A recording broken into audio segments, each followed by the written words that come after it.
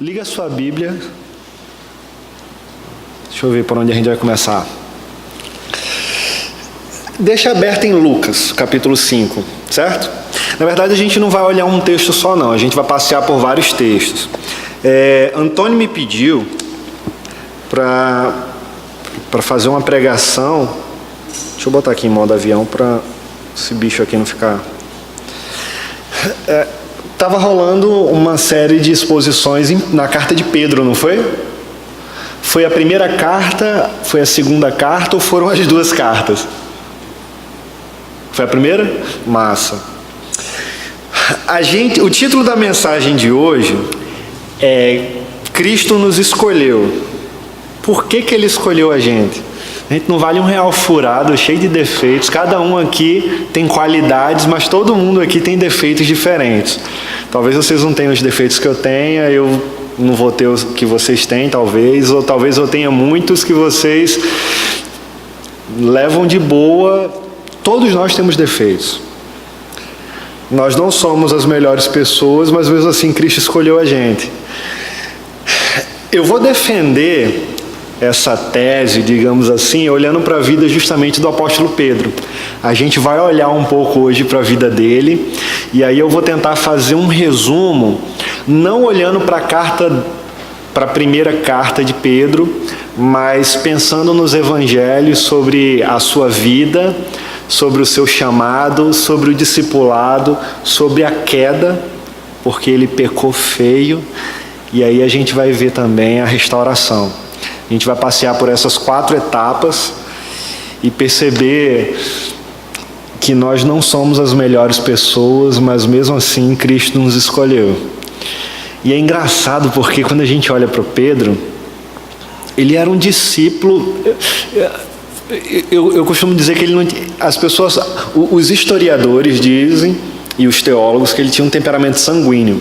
Eu não acho. Eu acho que ele tinha um temperamento hemorrágico. Porque o cara, quando era 8, era 80, trocava os pés pelas mãos. Quando Jesus está sendo levado para ser crucificado, os oficiais romanos aparecem. O que molesta Pedro tem na cintura? Ele tem uma espada, pô. E aí ele vai, tira a espada e arranca a orelha de Malco.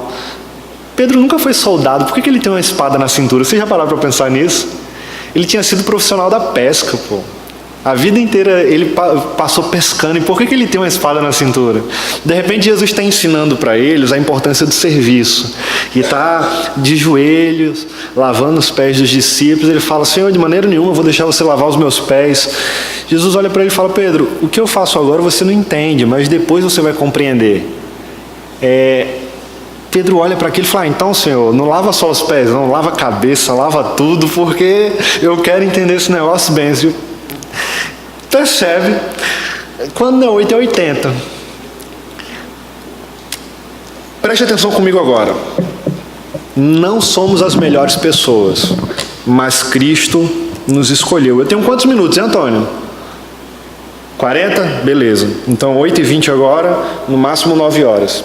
Preste atenção. Jesus, ele era um rabino judeu, vivia no mundo judeu e ele tinha discípulos judeus. Todo mundo sabe disso. Os judeus daquela época acreditavam que a Torá, que é o Pentateuco, tinha sido dado por Deus através do profeta Moisés. Gênesis, Êxodo, Levítico, Números, Deuteronômio.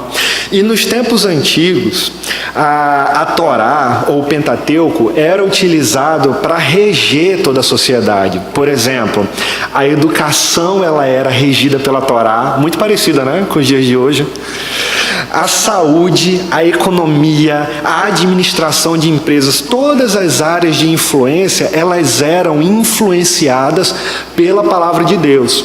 Um fenômeno comum naquela época, na sociedade judaica, era quando as crianças alcançavam 5, 6 anos de idade, os pais pegavam aquela criança e levavam para a sinagoga. Levavam para a sinagoga para eles se tornarem discípulos de um rabino. Mas não pensem que para ser discípulo de um rabino era tão fácil assim. Você tinha que passar por um processo seletivo seriado. Como eu disse no início, Jesus era um rabino judeu, ele tinha discípulos judeus e vivia no mundo judeu. Em João 3 a gente vai perceber, por exemplo, Nicodemos indo conversar com Jesus e algumas versões da Bíblia fala Rabi, que quer dizer mestre. Ele fala, sabemos que és mestre vindo da parte de Deus. Jesus, ele era um rabino judeu. E aí essas crianças eram levadas para a escola de rabinos e elas passavam pela primeira fase de estudos. E aí, dos 6 anos de idade até os 10, as crianças, elas memorizavam toda a Torá, gente. Todos os 5 primeiros livros da Bíblia, eles memorizavam nesses 4 primeiros anos. Se eles fossem os melhores, dos melhores, dos melhores, dos melhores, eles passariam para o segundo nível, que era chamado de Beit Talmud. Eles faziam provas e se eles fossem os melhores, eles passariam. Caso eles não fossem os melhores, eles voltariam para a casa dos pais e o rabino daquela sinagoga falaria, olha, volte para casa, aprenda o ofício da sua família, porque era muito comum naquela época, a maioria das famílias ter um ofício, o padeiro, o jardineiro, o agricultor. Então as pessoas, Jesus, ele aprendeu o ofício do pai, era carpinteiro, era comum os filhos aprender o ofício do pai e dar continuidade à profissão. Então eles falavam, volte para sua casa, aprenda o ofício do seu pai, porque você não foi o melhor dos melhores dos melhores. Mas se ele passasse, ele agora entraria no Beit Talmud e ele agora, dos 10 anos de idade até os 14, 15 anos de idade aproximadamente, eles memorizariam todo o Velho Testamento. Meu irmão, isso é coisa de doido, pô. Com 14 anos de idade, eles teriam de Gênesis a Malaquias memorizados. Passando para uma terceira fase, que é a última fase, eles passariam por uma sabatina. E agora eles seriam perguntados sobre a Torá, sobre a lei, sobre os profetas, sobre as tradições orais. Se eles fossem os melhores dos melhores nessa sabatina, o rabino olharia para aquele adolescente e pensaria, será que ele tem condições de dar continuidade ao que eu faço? Porque o discípulo, na verdade, ele não quer somente reproduzir o que o mestre faz, ele quer ser literalmente igual ao seu mestre. Isso é o significado da palavra discípulo. E aí agora ele passaria para essa última fase, com 15 anos de idade ele começaria a caminhar com esse rabino pelas cidades, pelos povoados vizinhos. E agora, enquanto o rabino ia caminhando, esse discípulo ia observando na prática como o seu rabino se comportava, como o seu rabino ensinava as pessoas. E aí sim, dos 15 anos de idade até aproximadamente os 30, ele seria discípulo para assim poder se tornar um rabino de fato. A outra metade da sua vida seria num período prático para se tornar um rabino. O que me chama a atenção é que era muito difícil, gente, para você ser discípulo de um rabino. E somente se você fosse o melhor dos melhores, passaria por todas essas etapas. E quando o rabino passava pelas cidades, era aquela patota, aquela galera atrás dele, um monte de adolescentes, que adolescente nunca anda sozinho, a galera junta andando atrás do rabino, e não existia asfalto naquela época. Quando a multidão andava, a poeira subia, e o moleque que tivesse a roupa mais suja, ele se sentia mais orgulhado. Sabe por quê? Porque quanto mais sujo, é porque mais próximo ele estava do rabino dele. Olha só que viagem. Com quantos anos Jesus começou o seu ministério? É uma curiosidade interessante. Jesus começou o seu ministério com 30 anos de idade. Coincidentemente, é também o mesmo período que um rabino inicia a sua função sacerdotal, digamos assim. No capítulo 5 de Lucas, a gente encontra esse rabino poderoso andando pela praia da Galileia, chamando seus primeiros discípulos. Eu acho fantástico esse cenário, porque Jesus está andando pela praia, muitas pessoas já tinham ouvido falar sobre as palavras que ele estava ensinando, sobre alguns milagres que já tinham acontecido, como por exemplo, a transformação de água em vinho, que foi o primeiro milagre naquele casamento, e agora uma multidão começa a seguir ele. Então ele está na praia da Galileia andando e a multidão está vindo atrás. Esse é o cenário. Está andando na praia, a multidão vindo atrás, Pedro, Tiago, João no mar pescando e não pegam nada. Está Pedro, Tiago, João, o barquinho e nenhum peixe. Pedro, Tiago e João estão limpando as redes para guardar depois de uma noite de frustração. Jesus pega um desses barcos. Aí ele se afasta, se projeta para a galera, como eu estou aqui para vocês, e começa a ensinar para a multidão.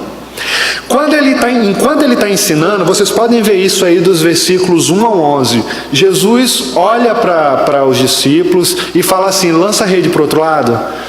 Pedro fala: Senhor, a gente passou a noite inteira e não pegou nada, mas já que você está dizendo, então vamos lançar a rede. Eles lançam a rede e tamanha é a quantidade de peixes que eles ficam desesperados. Aquilo causou uma reação dentro de Pedro, que ele chega na beira da praia e ele se prostra aos pés de Jesus.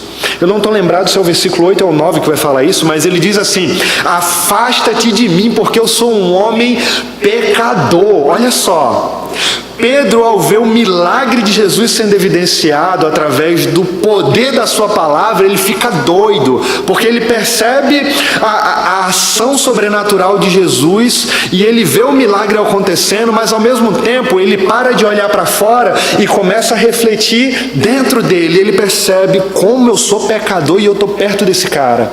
E ele fala: afasta-te de mim, porque eu sou um homem pecador. Aí Jesus vai e olha para ele e diz: Pedro, a partir de hoje, eu quero fazer você um pescador de homens. Eu acho arretada essa analogia, porque Pedro, ele era um profissional da pesca. Por isso que Jesus usa uma analogia que Pedro fosse literalmente entender. Talvez se Pedro fosse médico, Jesus falaria assim para ele: Pedro, até hoje você cuidou das feridas das pessoas, até hoje você deu medicamentos para que os doentes fossem curados, mas eu quero dizer para você que eu sou o médico dos médicos, eu sou aquele que faz morto ressuscitar, eu sou ele que cura as feridas que nenhum homem pode curar. Você vai falar daquele que transforma as pessoas e tira da morte para a vida. Talvez Pedro fosse um padeiro, ele falaria: Pedro, até hoje você fez pães para saciar a fome das pessoas, mas eu sou o pão da vida, e a partir de hoje você vai falar do pão que sacia as pessoas para todo sempre. Mas como ele era um pescador, Jesus usa uma analogia que o cara entende, ele fala: a partir de hoje você será pescador de homens. E aí o que eu acho arretado é porque no último versículo diz assim, no 11, que eles, ao ouvirem tudo isso, arrastaram os seus barcos, não apenas Pedro, mas Tiago, João também, deixaram tudo lá e seguiram Jesus. Isso me chama atenção, porque está falando que eles deixaram tudo. Ser discípulo de um rabino naquela época era um privilégio. Ser discípulo de um rabino não era para qualquer pessoa. Mas espera aí, Pedro não era o melhor dos melhores, nem sequer ele tinha entrado numa escola de rabinos. O que a gente aprende com isso aqui? Essa sacada é muito interessante. Embora ele não tenha sido o melhor dos melhores e Jesus ter chamado ele, a gente percebe que o evangelho de Jesus não é somente para o melhor dos melhores. Pelo contrário, Jesus está vindo nessa contramão. E aí ele começa a mostrar para a gente que o evangelho é para o intelectual, mas também para o analfabeto. Ele quer fazer discípulos das pessoas mais eruditas, mas também daquelas pessoas que não têm conhecimento nenhum. Jesus, ele chama todos nós para sermos seus discípulos, independente de nós sermos o melhor dos melhores dos melhores. Não é arretado isso? Olha o privilégio que nós temos, gente. Aí aqui a gente percebe agora Jesus chamando os seus primeiros discípulos e a gente observa a primeira fase. O reitor do universo chamando os seus discípulos para a universidade prática da vida. E aí a gente observa que eles largam tudo, como o versículo 11 diz, e seguem Jesus, porque esse era o melhor privilégio que eles poderiam ter. Eu fico imaginando esse cenário na minha cabeça e fico doido. E aí a gente percebe agora Jesus e os discípulos nesse discipulado prático da vida. São muitas as histórias que a gente vai ver em torno desse discipulado. A gente vai perceber que Pedro aprenderá algumas lições que vai marcar a vida dele para todo sempre. Por exemplo, quando a gente olha para Mateus 5, que é o famoso Sermão da Montanha, Jesus está pregando para uma multidão lá. No Sermão da Montanha, Jesus ele ensina para a gente que nós somos o sal da terra, que nós somos a luz do mundo. Os discípulos já estão vendo isso. Jesus ensina sobre a importância de não adulterar no casamento. Ele fala o quão é errado você matar uma pessoa. Ele fala sobre divórcio. Ele fala sobre vingança, que a gente não pode ter vingança. Tudo isso está no Sermão do Monte. Ele ensina também a importância da gente amar os inimigos. O próprio Pedro perguntou: Senhor, se uma pessoa me faz mal, vacila comigo, me pede perdão, eu perdoo, mas se depois ela vier de novo e vacilar comigo de novo, eu vou ter que perdoar? Se ela fizer isso 7 vezes durante o dia, eu vou ter que perdoar as 7 vezes? É muita coisa, pois Jesus olha e fala: não é somente 7 vezes. Ele usa uma linguagem metafórica, mas ele está querendo dizer, ele falou, você vai ter que perdoar até 70 vezes 7. Mas a ideia é, se a pessoa passar 24 horas errando com você e te pedir perdão, você tem que perdoar. Porque o Evangelho ensina a importância de nós amarmos os nossos inimigos. E aí a gente percebe agora eles deixando esse episódio da montanha em Mateus 5 e caminhando com Jesus lá no capítulo 8 de Mateus. De repente ele está despedindo uma multidão e ele fala assim para os discípulos: vão na frente. Não, essa é outra tempestade. Ele fala: vamos atravessar para o outro lado. Ele entra dentro do barco, ele está cansado, ele vai dormir. Os discípulos estão lá, de repente a tempestade vem. Pedro, Tiago e João viviam da pesca, então o que eles fizeram? Tentaram contornar a situação, tentaram acalmar a tempestade, não conseguiram, de repente chegaram com 7 pedras na mão, falando para Jesus assim: tu não te importas que morramos? Jesus acorda, com o poder da sua palavra, repreende o vento, repreende o mar, e fala assim: homens de pouca fé, por que vocês estão duvidando? Sabe qual é a sacada aqui? Jesus ele disse no começo dessa passagem de Mateus 8, vamos para o outro lado. Os discípulos não atentaram para as palavras de Jesus. Quando o caldo engrossou e o desespero bateu, e quando eles perceberam que a experiência deles não era suficiente para controlar a situação, eles acharam que ia morrer, por causa do desespero eles acordaram Jesus com 7 pedras na mão. Eles não, na hora do desespero, eles não confiaram nas palavras de Jesus. E Jesus fala: por que vocês duvidaram, homens de pouca fé? Eu não disse para vocês que a gente ia para o outro lado? E o interessante é, Jesus prometeu que ia chegar do outro lado, mas ele não disse que a viagem ia ser tranquila. Às vezes acontece isso com a gente. A vida nem sempre é tão dinâmica, tão agradável. Às vezes o caldo engrossa e às vezes a gente passa por cada problema, pô. Deus disse que a gente ia passar por problemas, mas Ele também disse: eu estarei com vocês todos os dias até o fim dos tempos. Não é muito diferente o episódio de Pedro dentro do barco com os discípulos para o nosso dia a dia. Nós passamos por problemas, mas o Deus da tempestade está com a gente no meio da tempestade. Jesus olhou para os caras e falaram: por que vocês duvidaram, homens de pouca fé? Eles olham agora uns para os outros e falam: quem é esse que até o vento e o mar lhes obedecem? Eles estão desesperados, gente. Eles não acreditam. Quem é esse que até o vento e o mar obedecem, Tiago? Quem é esse, João, que até o vento e o mar lhes obedecem? No discipulado prático, Jesus está revelando o seu poder, revelando a sua autoridade e, ao mesmo tempo, ensinando para Pedro e os demais discípulos que a sua palavra nunca falha. Pedro está aprendendo isso na prática, que Deus é fiel à sua própria palavra. A gente percebe também num outro episódio. Nesse outro episódio é uma outra tempestade, Mateus 14. Jesus, mais uma vez, está despedindo a multidão, só que a galera não está querendo deixar ele ir embora e de repente ele fala assim para os discípulos: vão na frente que depois eu vou ao encontro de vocês. Quando é de madrugada, Jesus aparece andando nas águas.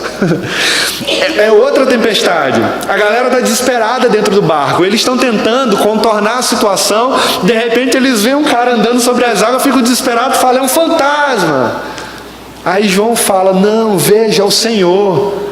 E Jesus, de lado de fora do barco, grita assim, ó, tem de bom ânimo, sou eu. Sabe por que Jesus fez isso? Olha só, Jesus está ensinando os discípulos, os caras estão aprendendo. Às vezes, os maiores problemas da nossa vida, eles afetam a gente de diversas maneiras.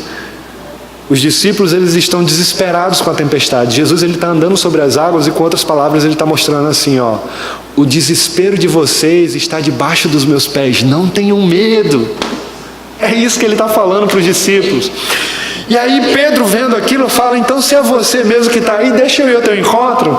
Ok, vem Pedro. Aí a gente sabe, né? Pedro começa a andar, mas de repente um vento bate, e aí ele começa a afundar desesperado. E quando ele começa a afundar desesperado, Jesus segura ele. Eles entram dentro do barco e Jesus olha nos olhos de Pedro e fala, homem de pouca fé, por que você duvidou? Preste atenção nisso aqui, gente. Pedro não estava duvidando de Jesus. Na verdade, Pedro estava duvidando dele mesmo. É interessante isso. Deus é fiel à sua própria palavra. Pedro pediu para ir ao encontro de Jesus. E Jesus falou, ok, Pedro, vem. Pedro, ele começa a afundar, não é porque ele está duvidando de Jesus, ele está duvidando dele mesmo. E por isso que Jesus falou, por que você duvidou, homem de pouca fé? Sabe por que Pedro não morreu naquela hora? Porque Jesus falou para Pedro, vem ao meu encontro. Quando Jesus fala algo para nós, ele é fiel para cumprir. Se Jesus permitiu que Pedro fosse ao encontro dele, ele também seria responsável por Pedro ao ponto de fazer com que ele não morresse naquela hora. É por isso que Pedro não morreu. A nossa vida cristã, ela funciona assim também. A gente caminha, Deus nos dá direções, Ele nos dá orientações com relação a tudo que a gente vai fazer, e às vezes a dúvida bate. Quem nunca teve dúvidas aqui? A gente sente dúvida toda hora. Só que a gente precisa entender uma coisa, se Deus nos fala e nós temos convicção, tenha certeza de uma coisa, por vezes a tempestade ela vai aumentar, por vezes a gente vai começar a ver trovões, raios, o barco vai balançar e a dúvida vai começar a bater no nosso coração. Só que o mesmo Deus que nos deu a direção, Ele também vai fazer com que a gente não morra no mar, porque Ele é fiel para cumprir com a sua própria palavra. Nesse processo, Deus trabalha nos nossos corações, ensina a dependência a Ele e ao mesmo tempo aumenta a nossa fé. É isso que está acontecendo aqui. Aí beleza, o mar se acalma. Diferente da primeira passagem, que eles ficam desesperados quando a tempestade acalma e falam, quem é esse que até o vento e o mar lhes obedecem? Nessa segunda passagem, eles olham e falam, verdadeiramente, tu és o Filho de Deus. E o texto diz que eles começam a adorar o Senhor. Olha só que fantástico. Os caras descem, continuam a sua jornada. E aí, uma outra passagem que é interessante para mim é a passagem dos coletores de impostos de 2 dracmas, que é lá em Mateus 17, a gente já deu um pulo. Jesus está dentro da casa com os discípulos, Pedro está lá do lado de fora. Gente, Pedro era muito cabeça dura. De repente, os coletores de impostos chegam para Pedro e falam, o mestre de vocês não paga imposto? Aí ele vai e diz, paga. Ele nem pergunta. Pedro entra dentro de casa e Jesus já sabe o que aconteceu lá fora. Por quê? Ele era 100% homem, mas era 100% Deus. E na sua onisciência, ele pergunta a Pedro, uma pergunta que confronta ele de um jeito. Ele faz assim, Pedro, a quem os reis da terra devem cobrar os seus impostos? Aos filhos da terra ou aos estrangeiros? Aí Pedro, ouvindo, fala assim, aos estrangeiros, porque quem é filho da terra não precisava. Então ele diz, então os filhos da terra são isentos, não é? Aí Jesus continua, para não escandalizar esses coletores de impostos, vai lá no mar agora, com uma vara de pescar, pegue o primeiro peixe que vier, e pague o meu imposto e o seu. Sabe o que a gente aprende aqui? Presta atenção. Jesus era descendente de Davi, então ele não precisava pagar imposto, porque ele era filho da terra. Com outras palavras, Jesus está dizendo assim para Pedro: Pedro, por que você se precipitou ao ponto de falar que eu precisava pagar imposto? Eu não sou estrangeiro, Pedro, eu sou filho da terra. Por que você não se submeteu a mim perguntando o que responder para eles? Gente, Pedro trocava os pés pelas mãos e ele tinha cada atitude que, meu Deus do céu. Nessa hora, ele fala assim: já que você cometeu essa besteira, Pedro, de ter falado algo que você não deveria, vai lá no mar agora pescar. Você está com a cabeça muito quente. Vai para o mar refrescar a sua cabeça. Com uma vara de pescar, vai lá que o primeiro peixe que você pegar, você vai tirar uma moeda e vai pagar o meu imposto e o seu. Pedro, ele era profissional da pesca, antes de se tornar discípulo. Mas ele não pescava com vara de pescar. Quem já pescou com vara aqui? Terrível, meu Deus do céu. Eu comprei camarão para pescar, os peixes só faziam levar o camarão que era isca. Você joga, o peixe come, sem vergonha do peixe, vai embora, você não pega nada. É um exercício de paciência isso. E agora Jesus está confrontando Pedro por sua desobediência, por ter tomado uma atitude precipitada e por não ter aprendido ainda a importância da submissão, de prestar contas, de se submeter antes de tomar uma decisão. E vai lá para o mar, Pedro, você está muito estressado.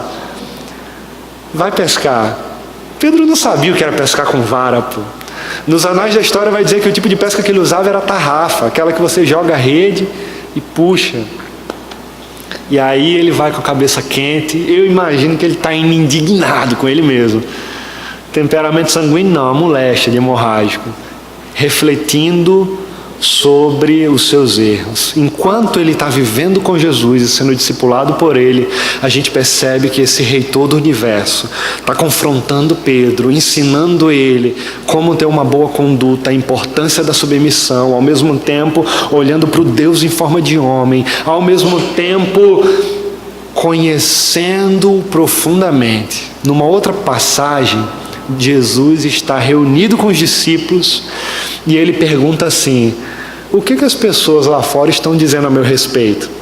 De repente Pedro, Tiago, João, até Tomé, um olha para o outro e fala assim: Senhor, estão dizendo lá fora que tu é Elias.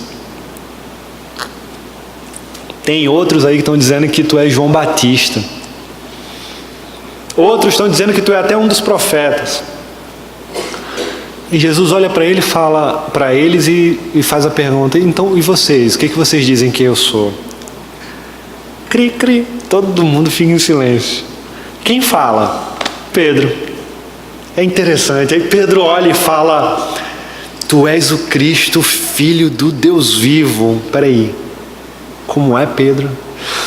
Tu és o Cristo, o Filho do Deus vivo. É interessante essa passagem, porque depois que Pedro tendo essa revelação do Espírito Santo de Deus, Jesus olha para ele e fala: é verdade o que você falou, Simão, filho de João.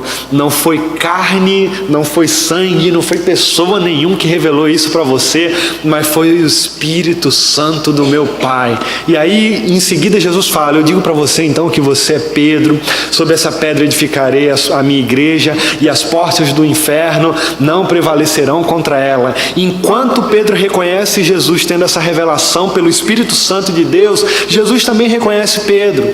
Só que é interessante porque Jesus ele faz um trocadilho aqui. Na verdade, Jesus não está dizendo: Pedro, tu é o cara. Ele faz um trocadilho interessante. Ele diz assim: eu vou dizer para você, você é Pedro.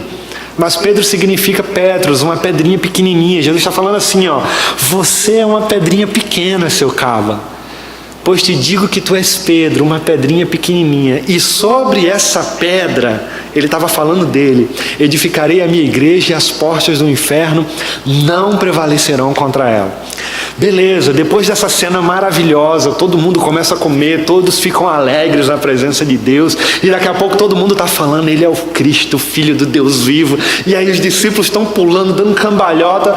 Logo em seguida Jesus ele precisa dá um anúncio que vai marcar para todo sempre a história. Jesus diz que precisa cumprir o que todo o Velho Testamento diz acerca dele. Ele precisa morrer pelos pecados da humanidade. Naquela hora, quem se levanta?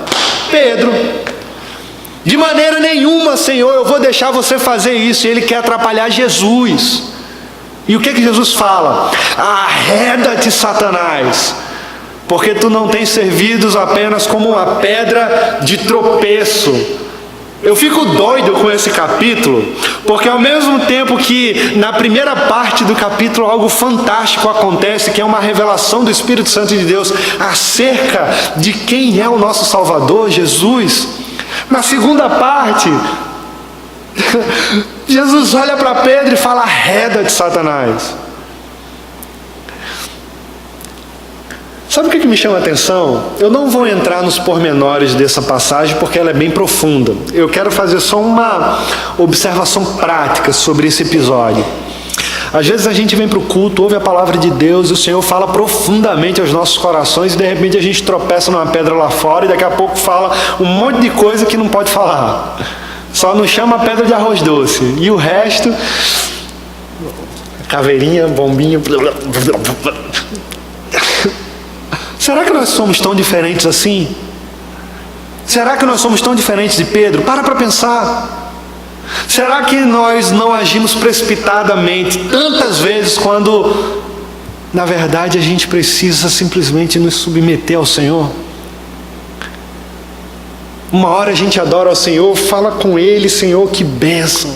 O culto foi uma bênção, a palavra foi muito boa de domingo. Série de salmos aí. O Senhor é meu pastor, de nada terei falta. Semana passada, de repente tropeço na semana, eu não lembro nem que Ele é nosso pastor. E falo o que nunca deveria ter saído da nossa boca. Às vezes acontece isso com a gente, né? Quando não é 8, é 80. Por que isso acontece? Porque nós somos pecadores. Nós somos falhos. A gente não vale R$1 furado. E mesmo assim, Deus nos chama, nos escolhe e trabalha nas nossas vidas. Eu tenho 10 minutos e agora a gente está chegando na reta final dessa narrativa fantástica. Chegamos no momento da queda. Jesus, ele foi entregue por Judas Iscariotes. Agora os oficiais romanos pegam ele, levam ele para o pátio de Pilatos e agora o processo do martírio começa no nosso Salvador. Jesus, ele tem suas roupas rasgadas, ele começa a receber açoites, um chicote chamado de azorrague, que era feito de couro, e na ponta tinha pedaços de ossos de carneiro com pedaços de metal, e quando esse chicote chamado azorrague ou flagrum batia no corpo das pessoas, não cortava o corpo das pessoas, rasgava o corpo das pessoas, e Jesus começa a sofrer esse martírio. No pátio de Pilatos, uma fogueira está montada. Jesus, ele está sofrendo, ele está agonizando, uma multidão acompanha esse sofrimento. De repente, Pedro consegue entrar no pátio de Pilatos juntamente com João. Enquanto esse sofrimento acontece, a fogueira montada, Jesus está agonizando, algumas pessoas reconhecem Pedro. Horas antes, Jesus disse para Pedro que iria morrer. Pedro disse que morreria por Jesus. E quando Jesus ouve isso, fala: eu conheço você muito bem, Pedro. Eu quero dizer para você que ainda hoje, antes que o galo cante, você vai me negar 3 vezes. E aí todos os discípulos ficam naquele alvoroço. E enquanto Jesus está sofrendo, as multidões estão ao redor da fogueira. Uma mulher, preste atenção, uma mulher olha para Pedro e fala: eu conheço você. Você é um deles. Pedro, quando ouve aquilo, fala: mulher, eu não sei do que você está falando. Ele fica tão desesperado que ele fala: eu não sei o que você está falando. Gente, naquela época, a mulher não tinha poder de voz ativa. Não é como nos nossos dias atuais. Naquela época as mulheres não falavam publicamente assim ao ponto dos homens dar valor. Pedro, ele não estava diante de um tribunal, ele não estava sendo condenado por alguma sentença. Por que tamanho desespero dele ao ouvir uma mulher dizendo que conhece ele, dizendo que ele é parecido com Jesus? Os originais vão dizer que Pedro fala palavras de baixo escalão nesse momento. Quantas palavras? Pedro está dizendo é palavrão ali. Enquanto ele está dizendo que não conhece Jesus, ele está desesperado, falando palavrões e dizendo: eu não conheço esse homem. E aí de repente uma outra pessoa fala: você é galileu, você fala igual a eles, você é parecido com eles. Gente, a galera da Galileia tinha um sotaque diferente. É muito fácil, só olhar para o Brasil. Vai para o Rio de Janeiro, o povo parece ter uma panela de pressão na boca. Aqui no Nordeste, eu cresci no Rio de Janeiro, o sotaque aqui no Nordeste ele é mais acentuado. Oxente, bichinho. O nosso Brasil já deixa muito claro isso. As pessoas da Galileia tinham traços diferentes. Eles tinham uma fala comum. Jesus caminhou com os discípulos durante 3 anos. Como é que os discípulos não teriam traços parecidos? O convívio faz com que a gente aprenda com o outro. O convívio faz com que a gente pegue os traços, o jeito de falar, o jeito de gesticular. Você é galileu, você parece com eles. Ele diz: eu não conheço esse homem. E pela 3ª vez falam: você parece. E ele fala: eu não conheço esse homem. O galo canta, gente. Na hora que o galo canta, é como se uma flecha entrasse no coração de Pedro. E o texto vai dizer que os olhares se cruzam dele e de Jesus, porque Jesus não estava muito longe.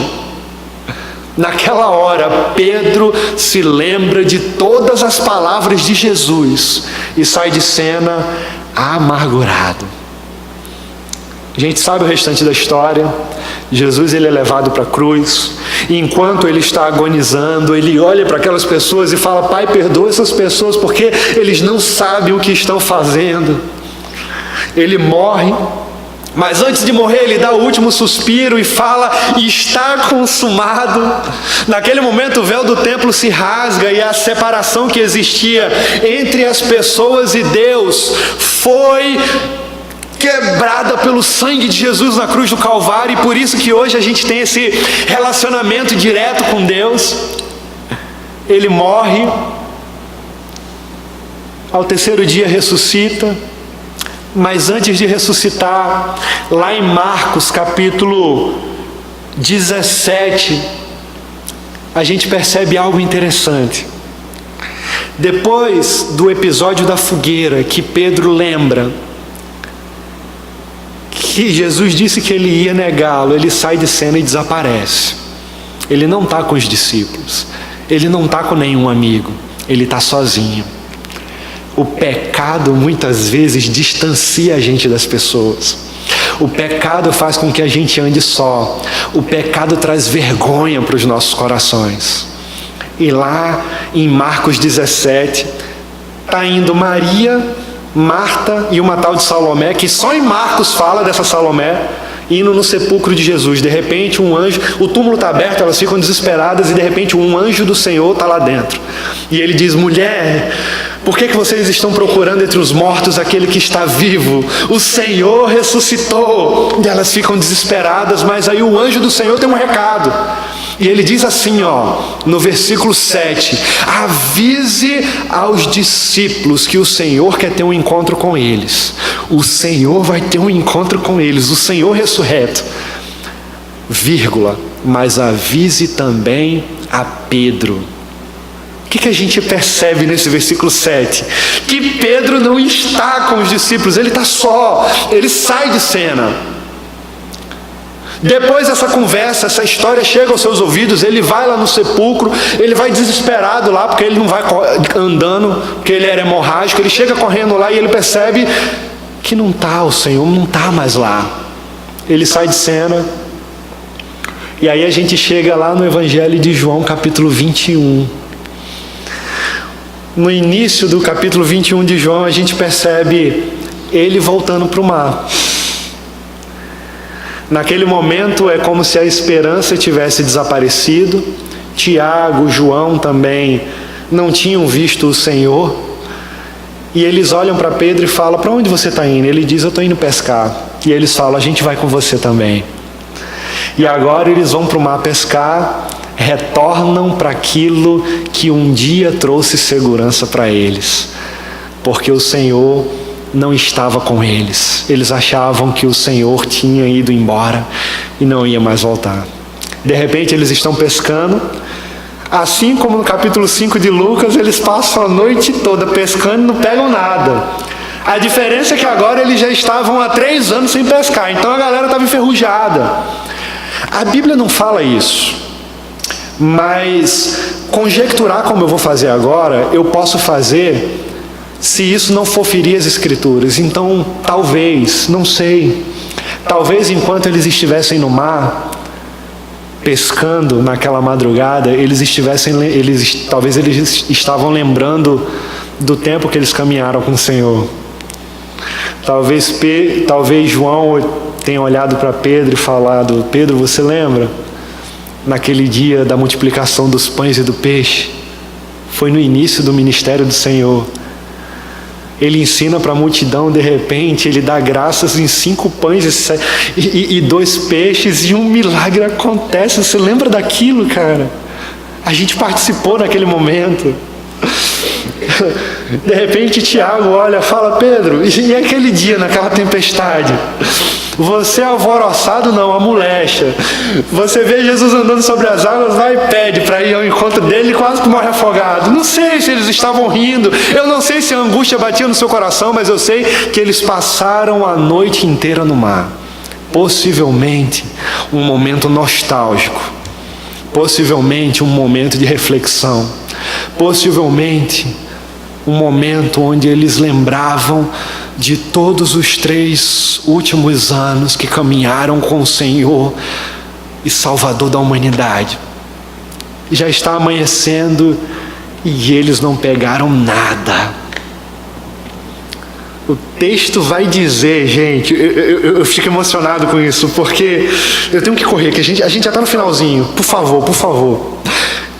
Quem aparece na praia? Jesus. Jesus ressurreto, ele começa a andar na praia da Galileia de novo. E aí, de repente, ele está lá na praia. O texto diz que é de manhã. Só que de manhã, no Oriente, é diferente daqui. Aqui amanhece cedo pra caramba. 5 horas da manhã está claro já. Lá demora mais para clarear. Então, possivelmente, ainda estava um pouco escuro, não sei. Mas, de repente, Jesus grita: lança a rede para o outro lado. Os caras não fazem nem imaginam quem está na praia, mas beleza, o cara está mandando, sei lá, jogam a rede. Quando eles lançam a rede do outro lado, gente, um milagre acontece. Eles começam a puxar e está vindo tanto peixe. De repente o texto diz que o discípulo amado grita: vejam, é o Senhor que está na praia.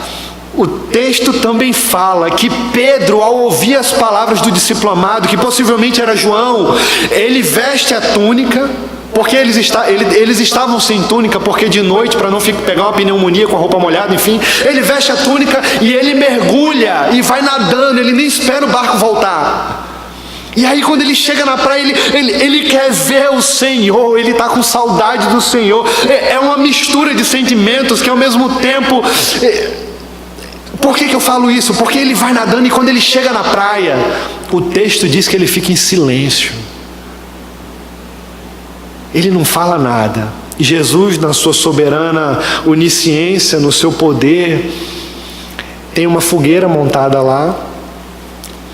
Jesus pede para eles pegarem algum dos peixes. Os discípulos chegam depois, nenhum deles ousa perguntar quem é que está lá, porque eles sabem que é o Senhor. Todo mundo está calado. Todo mundo está calado. Todo mundo está naquela expectativa. O que vai acontecer agora? Eles sentam para comer com Jesus. E nesse momento, Jesus tem uma conversa de pé de ouvido com Pedro, que marca para sempre a sua vida. Esse é o último momento chamado restauração. E aí Pedro vai e olha para Jesus, Jesus olha para Pedro e fala: Pedro, você me ama? Ele fala: Senhor, tu sabes que eu te amo. Ele diz: então apacenta as minhas ovelhas. Pedro, tu me amas? Ele diz, Senhor, tu sabes que eu te amo. Ele diz, então apacenta as minhas ovelhas. Pela terceira vez, ele pergunta, Pedro, você me ama?